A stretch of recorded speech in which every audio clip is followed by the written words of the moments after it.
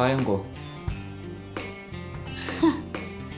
Siyempre, hindi ko din nala ngayon kasi hindi naman ito yung pakay ko, di ba? Pero huwag kang mag-alala kung mawala ko man, bibilhan kita ng bago kahit ilan pa gusto mo.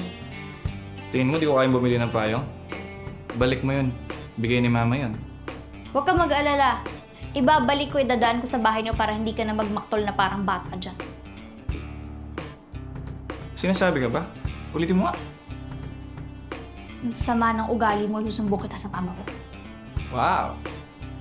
So mature, Architect Diaz. Como quieras, me estás buscando las cosquillas. Qué cabrón. Anong binubulong mo? Baka kinukulam mo na ako dyan, ha? Bakit ko naman kailangan gawin yan, Larkin? Eh, yung mukha mo, mukha ng sumpa. Wow. Angas. Nakapag-Spain ka lang. Ganda na ng mga balik mo, ah.